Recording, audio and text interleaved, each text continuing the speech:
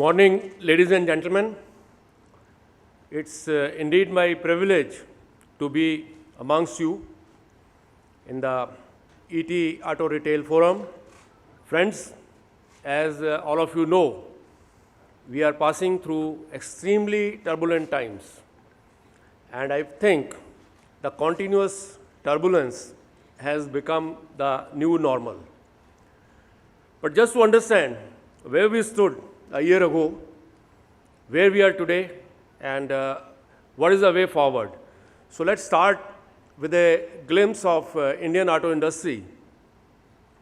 We are the largest two-wheeler market at 21.18 million. We are the largest three-wheeler market at 0.7 million annually, and fourth largest car market at 3.37 million, and fifth largest commercial vehicles market at 1 million. Now, this is the data from year 18-19. And if we talk about Indian auto industry on the whole, in the last, say, 2 decades of this millennium, we have had a wonderful performance. Of course, there have been some ups and downs, but if we see from a market size of 4.6 million, all the segments included, we stand tall at 26.3 million in 18-19. And this growth has been a multifold growth, as you can see it here. Now, as I mentioned that we are passing through turbulent times, and this turbulence is a norm in the game, certain cyclic ups and downs. If we talk about the, say, recent past, when I say recent past, maybe, say, 19 years of this millennium, we have gone through 4 different, cycles of depression, or maybe, this thing, say, low growth or degrowth, now, or slowdown, that is a better word, considering, the recovery that happened so quickly after these slowdowns. Now, initially, if we see in the beginning of the millennium itself, there was a, this thing, slowdown at 2001, 2002, as we entered into this millennium. And subsequently, we had another slowdown around 2008-9. Of course, there was an assignable cause. Lehman Brothers crisis, the global economy was in crisis post the Lehman Brothers, and subsequently again 2013-14, and currently we are going through this relatively prolonged slowdown cycle.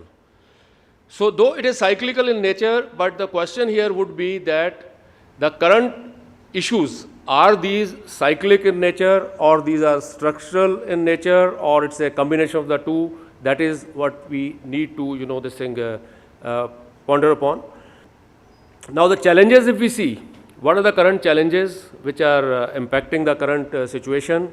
There are technological disruptions. The entire industry has to change from BS4 straight to BS6, and this has involved huge investments for the industry.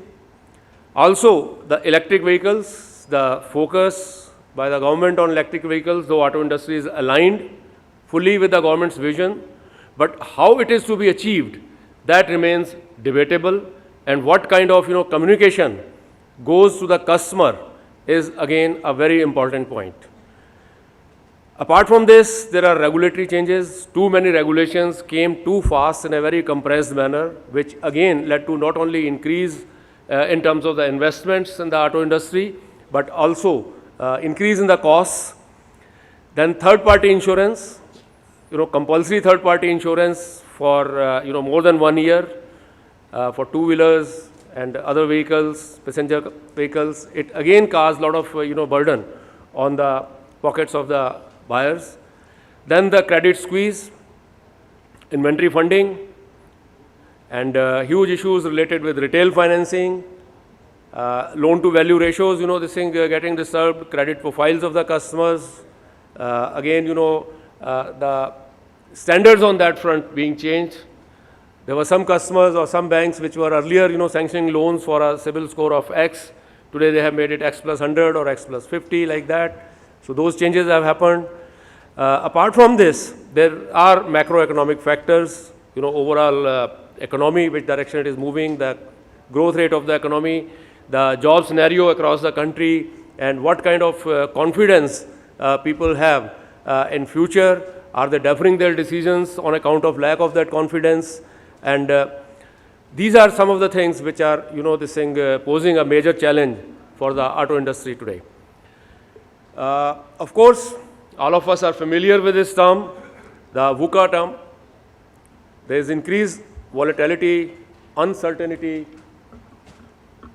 complexity, and ambiguity all around us. Now, this used to be there earlier, but it has never been so strong as it is there today. But how do we address this? Maybe we have to create our own new VUCA. From volatility, we have to move towards creating a vision. From uncertainty, we have to move towards more understanding of the current situation and take realistic actions based on that. The complexity has to be broken into small bits, and we have to create clarity out of complexity, and ambiguity has to now be replaced by agility in terms of our decisions, in terms of our actions, if we have to survive in the marketplace. So friends, let's have a little detailed understanding about the current situation. One is the risk-averse approach by lenders, lower access to credit. Let's do an introspection here, that who is responsible for this? Why it happened that way? As far as, say, wholesale funding is concerned, inventory funding is concerned, this was seen as a very, very comfortable segment by the bankers. And in fact, bankers, they were competing with each other in terms of getting a seat, preferred seat at the dealerships to do the inventory funding for them. So much so that dealers, they were enjoying the confidence of multiple banks, and banks, in terms of reciprocating that confidence and trust, went overboard in terms of providing them inventory much more than the actual vehicles they had. And since this funding was available at a low cost, dealers also went overboard in terms of seeking this inventory finance and diverting the funds towards long-term usage. Customer sentiments, again, there are worries about future employment, whether their employment will remain intact, considering what is happening around us, airline industry, telecom industry, and also many other industries where there are job losses, and also future increments, promotions. So all this is putting customers on tenterhooks, and they are deferring their decisions for upgrading their cars or buying additional cars, or even buying the car for the first time. There is a transient impact of certain long-term reforms which government has done or is doing. There's no denying the fact that GST is a positive step moving forward, but we are going through a transient phase where it had its own big impact on the markets. Also, the IBC code, it had its own impact. Then actions to reduce the cash transactions, TCS, again led to certain problems in the marketplace. Then postponing of the purchase decisions by the customer, as I mentioned, they are waiting for new technologies. And again, it's a matter of miscommunication in the marketplace. BS4 is there, we are going to switch over to BS6. Somehow customers feel that, okay, after BS6 comes, BS4 vehicles will become redundant, or their resale value will go, or they will not get registered. So that kind of confusion occurred. Also, when we talk about, say, electric vehicles, again there is a confusion created in the marketplace that electric vehicles, most of the customers think that they'll be cheaper than IC vehicles, which is not the case. Also, they feel as if electrical vehicles will be coming very soon. While all the auto industries, OEMs, they are committed to work towards electric vehicles, but it will have its own time before it's, brought to the marketplace, and before the proliferation of acceptability of electric vehicles happens, and before the price becomes competitive. End of the day, customers have to accept the vehicle at that price. So these are the challenges somehow which have created a lot of confusion in the marketplace.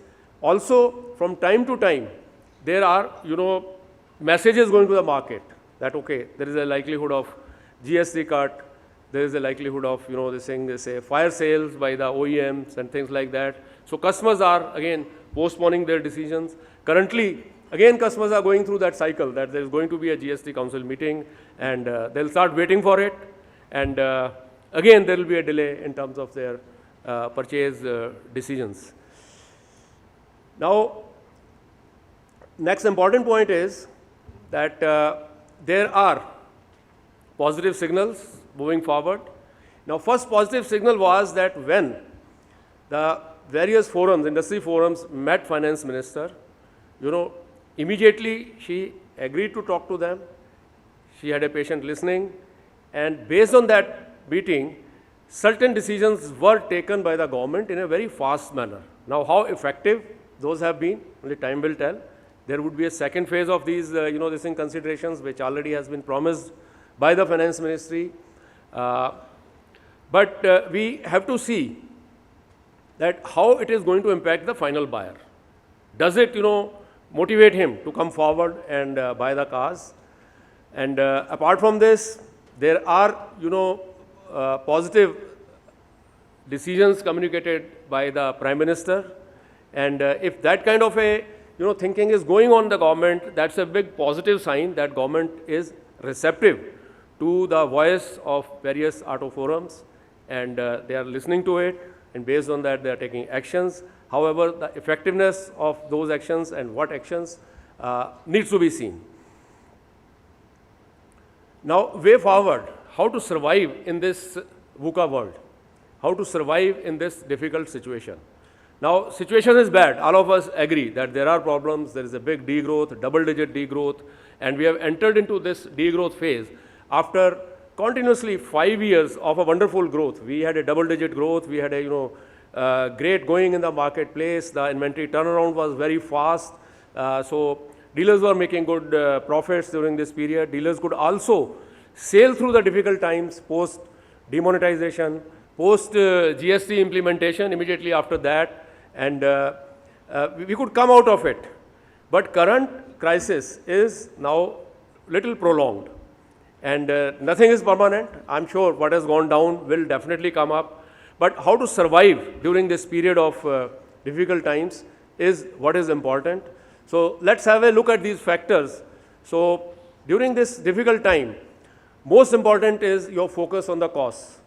How do our dealers do a zero-based costing?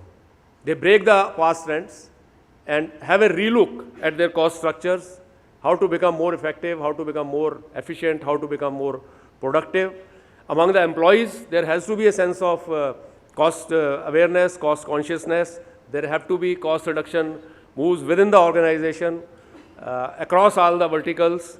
And also, we have to see that how cost of seeking a customer is reduced. Now, digital is the name of the game today. There is a research which shows that out of the 25 touch points which a customer has before buying a car, 21 touch points are through the digital platforms. And cost of acquiring a customer through digital platforms is much lower.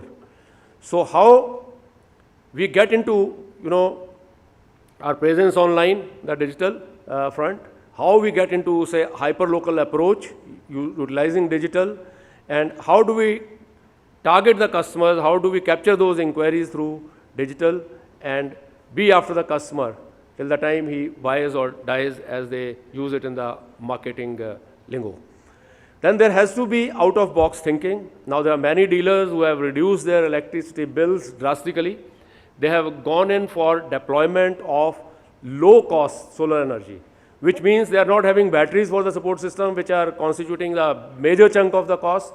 Showrooms are normally running during the daytime when the air conditioning is required. So they use it during the daytime, and for the after sunset, they are using the conventional electricity, and it reduces their running costs, operational costs drastically. And there are many more possibilities how the costs can be reduced in terms of consumables, in terms of, becoming more agile, in terms of compressing the various cycles, faster service turnaround, faster bay turnaround, managing with less number of, say, mechanics in the workshop level. So you have to continuously think about it, how you become more cost effective. There should be targets given to various verticals, that how they have to work towards cost reduction. Then also what we have seen is that first in, first out is most important, particularly when the market goes sluggish. So vintage control is very important, because that's a sleeping money lying at your dealerships. You have to be agile. You have to take a decision that if a car is waiting at the dealership for 3 months, how much is the interest carrying cost?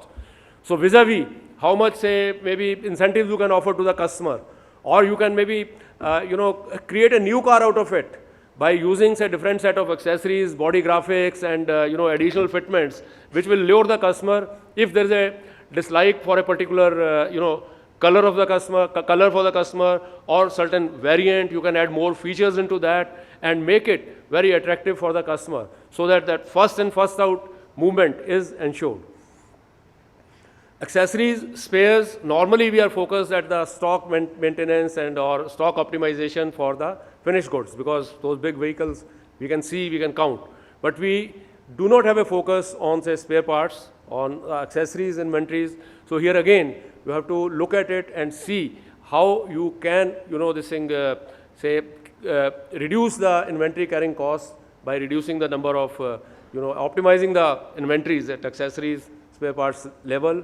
And forecasting becomes very important, and it has to be very, very dynamic. You have to have a close interaction with your regional managers, with your OEMs, because dealers are the eyes and ears of OEMs at the ground level. They have a better understanding about the market situation, let me accept it and say it very candidly, as compared to the OEM. So giving that forecast, and that forecast going, say, bottoms up, from, say, dealerships to the OEMs, will certainly help in reducing the redundant inventories. And stock sharing between the outlets. So if there are multiple outlets, dealers can create a, or even among the dealers in a particular city, they can create a virtual showroom. If a customer comes for a particular choice, particular variant at a dealership, he doesn't have it. He need not wait for the OEM to send that vehicle. In the meantime, customer disappears. They can always, exchange their stocks and retain the customer, at the dealership. And also periodic inventory audits. Again, this should be the CEO's job, because it is his money. It is the owner's money, which is, this thing, they're sleeping there. And they must do a periodic audit, maybe once a fortnight, to check that all the redundant inventories are, liquidated fast. Building efficiency. Lead management is very important at the dealership. So optimal sharing of inquiries within the team. Now, the inquiries can also be analyzed that the possibility of a particular kind of inquiry, the conversion probability is higher. There is another kind of an inquiry where conversion probability is relatively lower and requires more efforts. So there should be an equitable distribution of these inquiries among the staff, and also more senior, more dynamic, more aggressive staff, sales guys. They should be given the inquiries which have relatively lower chances of probability, so that they can use their expertise and experience to convert the customers. And maximize the test drives, home visits. You may be saying that, okay, I'm going to retrench so many people, my sales have gone down. So retrenchment should be the last thing which you should think of. Utilize these people, redeploy these people, focus them towards creating innovation, towards creating ideas, towards, sitting at, customers' doorstep to give more aggressive, test drives, more home visits, so that these people are, utilized in a much better way. Then mapping inquiries with the financiers. There are customers with different kind of credit profiles. So one credit profile may fit very well with PSU banks or some of our aggressive private sector banks, but it may not, say, the customer may not be willing to pay that kind of interest which is charged from NBFCs. Where the credit profile is relatively, this thing weak, maybe the customer can be, inquiry can be forwarded to NBFCs, where you are sure that PSUs or private banks will not accept it. Then align inquiries based on salesperson's capabilities, as I mentioned earlier. Similarly, building efficiencies among the human capital. Focus on more effective utilization of employees. I've talked about it. skill enhancement during this period when your staff has relatively more free time. It's important that you reskill them on the digital platforms, on the new technologies, and empower your employees to be more flexible and create a sense of innovation among them. And also, I would like to say, treat your employees the way you would like your employees to treat the customers. That is the mantra. Then building efficiency in terms of financial management. This is the most important point, where you have to be extremely careful not to deploy your short-term funds for the long-term applications.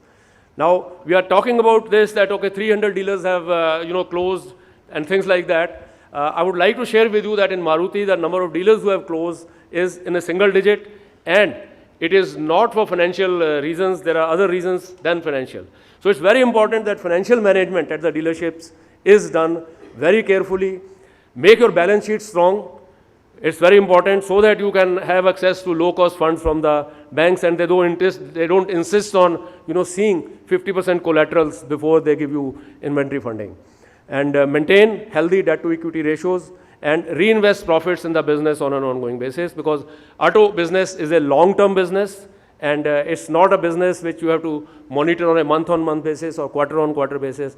It's more like a marathon rather than a sprint. So optimize your revenues, sales and post-sales, because you should see that primary sales is only 33% of the total sales revenue. Another 33% of the sales revenues, come from your workshops, your accessories, your spare parts, consumables, tires, insurance, debt servicing.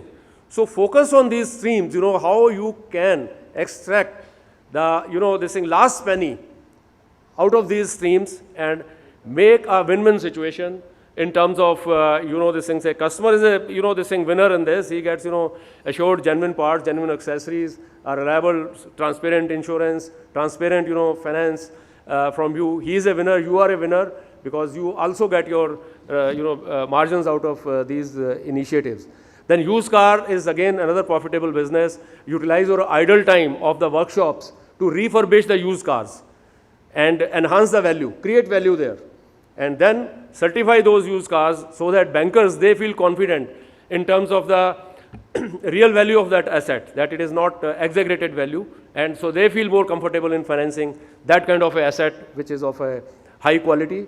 And focus on customer revisits beyond the sale of the car for, do the evaluation of their cars in your workshop when they are more than 3 years old. Offer them opportunities for buying new cars, and focus on your workshops and body shops for creating more revenues.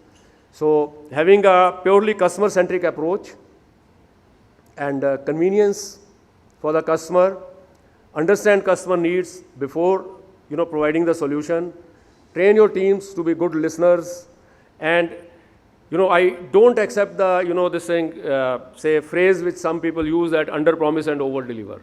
You have to over promise so that your team feels committed and they fulfill that promise.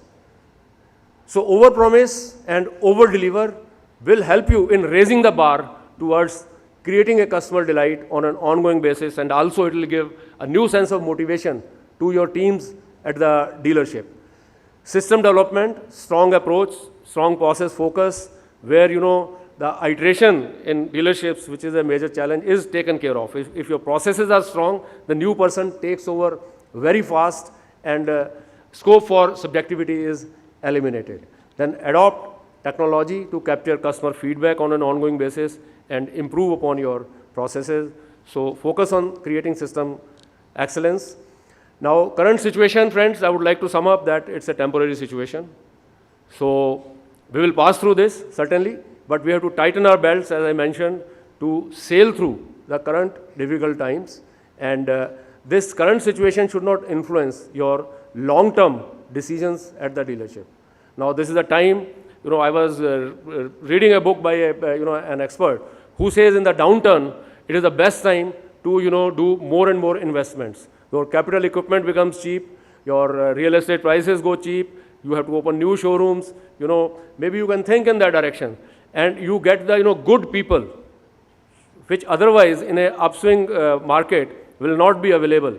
So recruit good and excellent brains during this time, and have confidence in the long-term performance of the industry, and we have huge scope considering the fact that our car penetrations are one of the lowest in the world, close to about 22 per thousand, while there are countries with 700 plus, 400 plus. So the long-term story of auto industry in our country is intact. Our demographics are favorable, and certainly it's a marathon which you have to win, but continuously you have to go on renewing yourself. That's very important.